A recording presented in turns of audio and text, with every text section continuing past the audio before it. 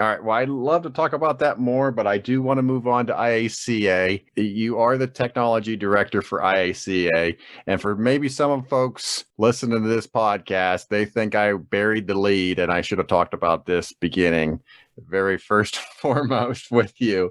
But one of the things that you're responsible for as a technology director is the IACA website. And there's some issues with the website that I want to make sure that we talk about, and then talk a little bit about how we got there and maybe some aspects into how we move forward. Let's give some context around this discussion about the IACA website. And you're correct. As technology director for the IACA, my responsibility, or the committee's mission, is to provide a robust platform, right? And that being the website. And the website itself has various components in it, one of which is the membership component, the certification component, the training component, and the discussion forums. I'm just using at a very high level. There's definitely other areas. So, so when I took over this role in, I believe it was January 2019, this was the time when the association was about to launch the current website that's available now. That back then, that was the new thing. And I took on the role. I thought, okay, well, I've got some technology knowledge as far as development and managing a project. So I'll take that on. Yeah, no problem. I soon found out that under the hood, there was a lot of gaps.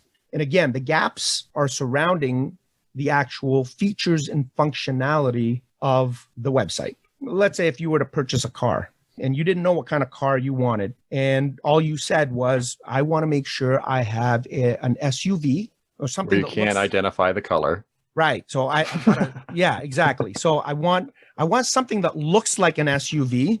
I want these huge size tires, and I want it to be able to be used off-road. Let's say those are your three requirements. Just imagine if the manufacturer just had those requirements. Imagine the very minimum SUV you would get. You would likely get a lot of missing things that you would like or that you assume are part of an SUV. You'd make certain assumptions as to what an SUV would be like. But because we didn't specify those requirements, the vendor might be inclined to just produce something that meets those requirements. I'm hoping you can see the illustration here. And I think the website that we wound up with back in January or February or March of 2019 was sort of at least close to what was asked for. Unfortunately, the discussion forums was one of the major issues because it wasn't a net new offering or a feature. It was actually a replacement to an existing listserv. So there was an existing mechanism in place for communications between members. And this discussion forum was the decided platform to replace the listserv. Now, there was some discussion, became a bit of a controversy in the beginning because it was suggested that maybe we use both platforms, the listserv and the discussion forum. The problem with that is you would never find the right time to actually switch over. Right? In any project that you're ever going to be involved in, at some point in time, you have to rip the Band-Aid. There's going to be some pain and there's going to be some growing pains, and it may not satisfy everybody's needs. But, we were hoping that once we did that, requirements would stabilize. Right? We would identify exactly what the gaps are, what we're missing, and we did. To a certain degree, through use and recommendations from various members, we made certain changes, actually forced the developers to develop those features in a way that's usable for our members. And this is directly to the forums, or is this just the website overall? What I'm speaking about is directly about the forums because that's where we got the most I'll just say their feedback. Right. Yeah. Just real quick, though, just for those that don't know, listserv is essentially an email service. The forum is postings that go on a website that you can be notified via email, but that's just to know the differences between a listserv and forum. And I do have to take some ownership over the hubbub because I was one of the ones that sent out an email, one of the last emails on the listserv, wanting to give it a nice send off, and it turned into quite a discussion there as it were ending. But anyway, All that being said, can you continue, Manny, please? Yeah. So, and again, what I'm referring to is specific to the forums, but it essentially applied to everything else. Because what I realized was the website was simply a web presence. It didn't make things any more efficient for us. It was simply a replacement of the old one, but sort of with a different look, with a more modern, up-to-date look. But as far as functionalities, it really lacked the features that we needed, A, to manage membership and the process, B, to assist in managing the certification process, C, providing a platform for selecting training programs, whether that's in person or online training programs that we have, and event management, which is if we want to register for an event, whether that be conference, training. Exactly. Annual conference, training, or the international symposium, we should be able to do that within our site. That was part of the requirements of the web development is quote unquote event management module. So, and that wasn't there. That just was not there, or at least it wasn't turned on. And then the discussion forum. The difference with the rest of it is those first four are net new developments. They're net new. They didn't replace anything that we currently had in the old website. It was only the four discussion forums that was actually a replacement. So if we were to look at the IACA as a law enforcement agency or a government agency, the discussion forums would be classified as a mission critical application because we have one that's running on the listserv and we needed to replace that. So whatever we provided needed to satisfy the requirements for the exchange of ideas and communication and notifications and being able to exchange information between members. So that's what makes the discussion forum a little more unique and again, mission critical. So that became a big focus. And we would make sure that the website becomes the hub of communication, the hub of information. If you're going to register for an event or register for training or partake in training, it would be within the website platform. If you're going to be signing up for a membership or renewing your membership, that shouldn't be done manually.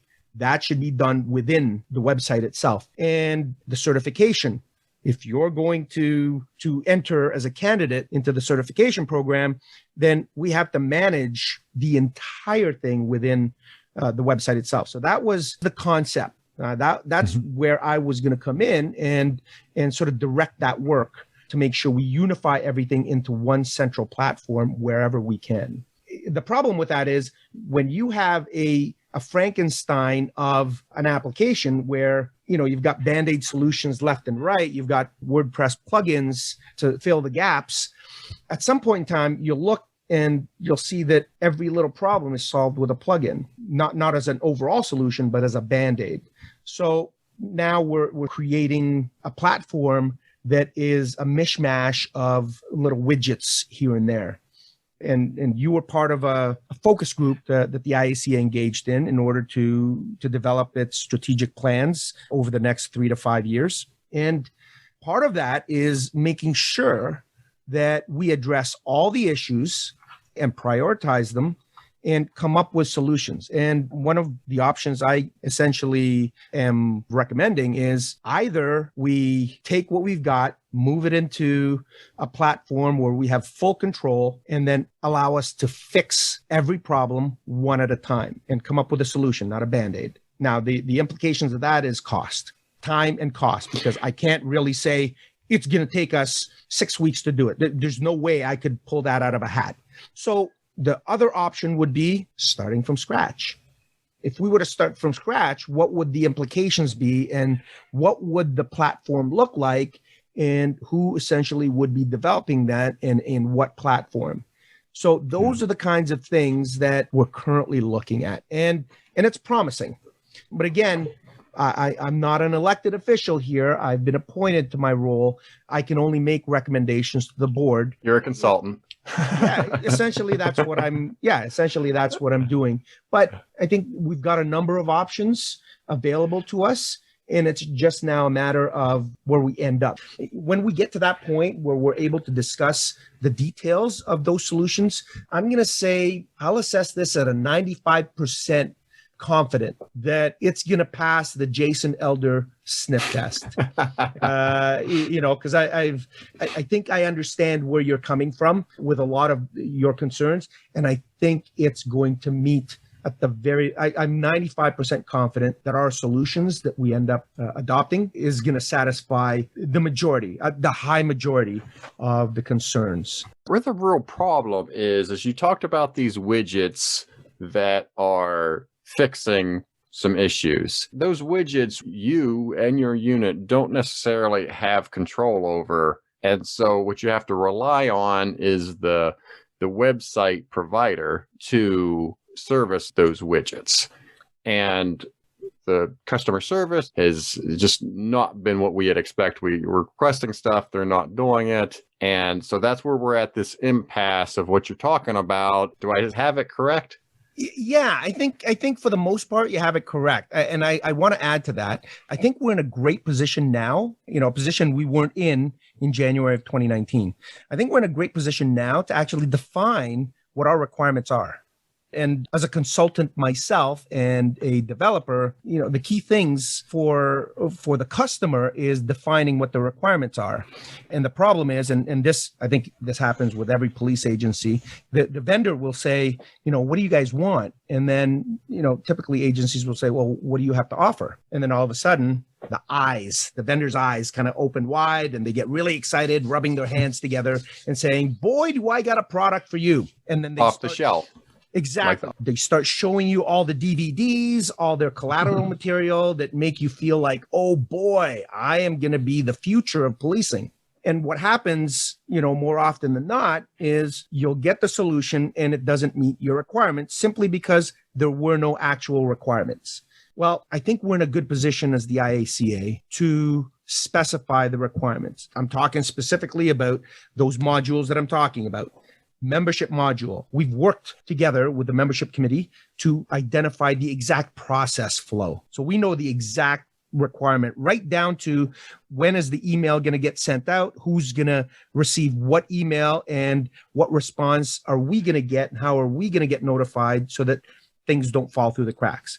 We did the exact same thing with the certification process. Working with the certification committee, they did a fantastic job in clearly identifying what they want the flow to be. And the flow makes sense. It allows the application itself to actually be a feature to manage the certification process. And the event management. Now, the event management component, right now, it's actually working. But because of these failings, we have external service providers that provide us that registration piece to perform that role.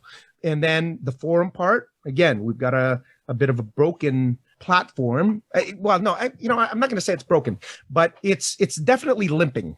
Our current platform is limping in some areas. And I'm specifically talking about notifications and certain delays. And then there's other things that are process driven. These are processes or policies that have been set in place by the executive board. Whether it's this executive board or prior administrations, those policies are in place. And all we, as technology director, I simply have to look at those policies and make sure we provide a platform that addresses those specific policies. And I'm specifically talking about the moderation piece.